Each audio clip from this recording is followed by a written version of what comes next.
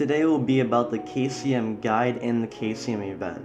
So mainly in this video I'll be talking about is Kcm worth spending the gold on, the pros and cons of Kcm. We're talking about the Kcm abilities, good lineups with him since he's a Yang release. You can have a bunch of Yin and Yang and you're not restricted by a normal element anymore. So yeah, first we'll be talking about the abilities. The first ability from Kcm Naruto is the spiraling serial spheres. So this is where he throws a bunch of Resengans that deal 148% damage. This also burns anyone that it hits for 4 seconds and is only a 4-second cooldown. So basically they're burned the entire time. The ability isn't that bad, it's just his basic ability that he just uses casually every time. You get to use it constantly, he's on a very short cooldown. The only downside to this ability is it does not one-shot the rats in the Chamber of Abundance. So it is a little sad, but it does burn them, so I'm pretty sure the burn will at least kill the rats. So there's something for that. The second ability is the Resengan Connection, which it creates a shadow clone that also does a Resengan, and that deals about 363% damage, and it also reduces the damage that they deal to you by anyone that's hit for 40% for 4 seconds.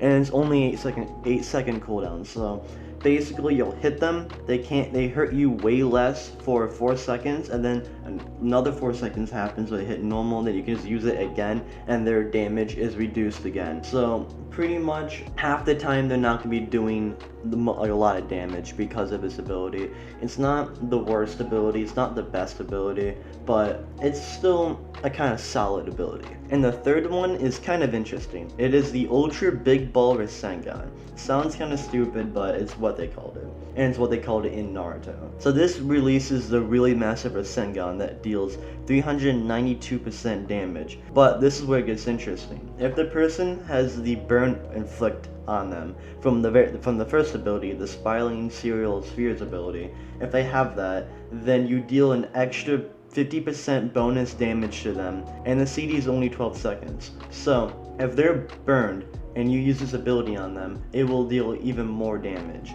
So there's some good combos with that, which I'll be talking about what some good combos are after this, and I'll be basically explaining what you want to do on the scroll battle and how you want to fight. Then finally we have Kcm's ult. It is called the Tailed Beast Jade. So this summons Kurama, who will spit the Tailed Beast Jade, dealing 708% damage. Plus, it taunts them for 4 seconds, and it will stun them for 1 second. And then it even gives Naruto a shield that can block damage equal to 10% of your max HP for 4 seconds. And it's only a 20-second cooldown. The problem with this though is that it is very easy to dodge it, especially if you're on the scroll battle. You can just use the dash ability away, and you basically dodge the ability just like that. But what you can do is you dash to them, then you use it, and then it will spawn behind them, and then you can just continuously hit them so they don't have enough time to leave, and then you can occasionally hit them. But the ult is way harder to hit when on scroll battle, but it'll pretty much never miss a boss because the bosses don't really try to dash or run away, and they're not smart enough to get out of the area. So if you're not fighting a person, you're pretty much gonna hit it most times. It's just like scroll battle is going to be really hard to hit. Now we're going to talk about the pros and cons of Kcm Naruto. First are the pros. He is an S hero, which means he's basically a double S partner. Heroes are just significantly better than any partner, to be honest. The heroes have a lot more abilities, and while partners only have 2, usually heroes have 3 or 4.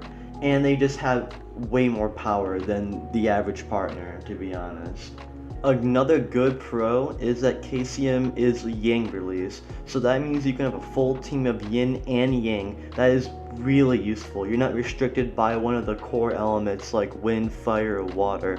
Now you don't have to use any of them. You can have all Yin and Yang, which will significantly boost your team if you're looking to have a god team. And if you don't have any other S or SS hero, then you should just be using Kcm Naruto. He is plainly just better than any A hero. He's better than Naruto Shippunen, he's better than Shippunen Sasuke, Shippunen Sakura. Literally every every A or B hero he just demolishes.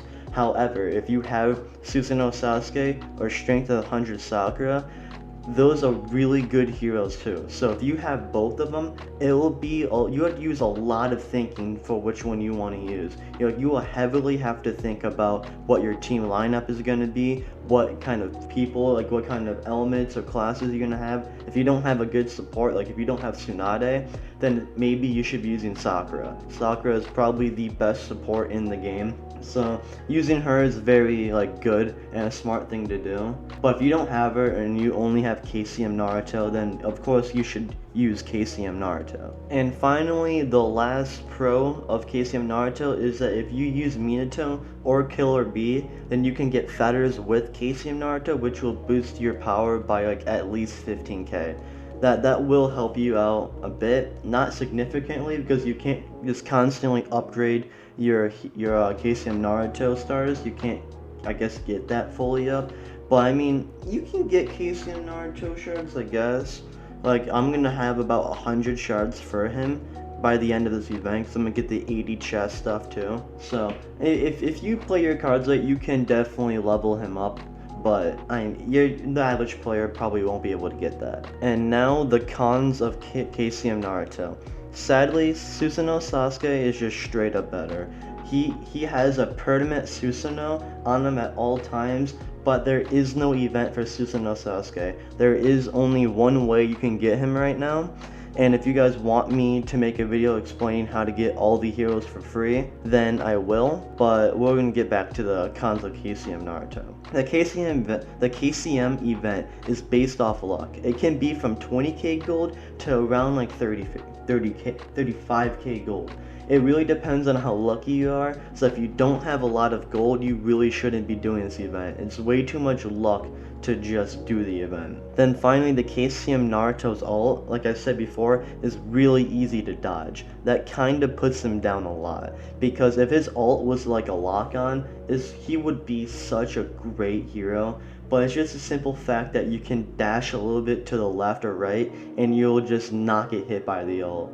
It's a little sad, but I mean, he's just a really good hero in general, so I don't mind it being that hard to land. Now, this is going to be a short section, but we're going to be talking about the combos, or what I like to lead off with. So the first one you want to use is the Spiraling Sphere, which throws a bunch of Resengans, so you can get that burn effect. And then you want to do the Ultra Big Resengan, so it does extra damage and it'll hurt a lot of people. Then you throw off your Tail Beast one, so it does a lot of damage as well. Then you use the Resengan Connection, so then by the time you use all these abilities, 2 of them will already be recharged. So right after you use all your abilities, then just start using them on cooldown, and you can pretty much kill anyone. Not much people can mess with a Kcm Naruto.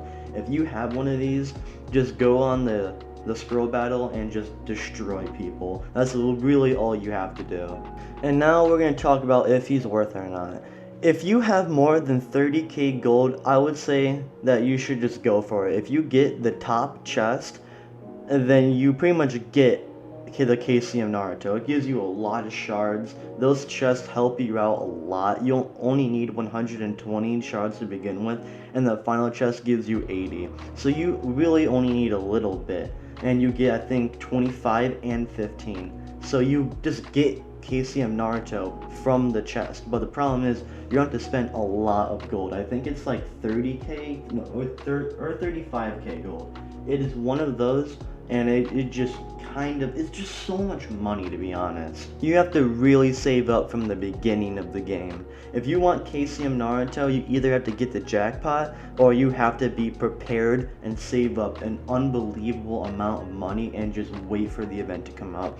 Which, side note, I actually got the jackpot on my main account, and I wasn't recording. I was only doing just 20 draws on the KCM event because I just wanted to fuck around, and then turns out I just get KCM Naruto because I got the jackpot. So I wish I recorded that, but I'm just gonna tell you I did get the jackpot. Thought that was kind of funny.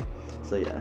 Now finally, we're gonna talk about the last thing. What are some good lineups of Kcm Naruto? Since Kcm Naruto is Yang release, like I said before, and he's attack, So you would want to have a tank, a support, and a control with him. So what I have right now is Kcm Naruto, Itachi, Minato, Hanzo, and Kabuto. But if you're looking for like a dream team, like the pinnacle of success, you're gonna want to get rid of Kabuto and Hanzo for Sarutobi and Tsunade. So your team will consist of Kcm Naruto, Itachi, Tsunade, Sarutobi, and Minato. Minato is okay, but if you really want a dream team, I suggest you get Jiraiya instead of Minato. It's okay to have 2 attacks as long as they're really good.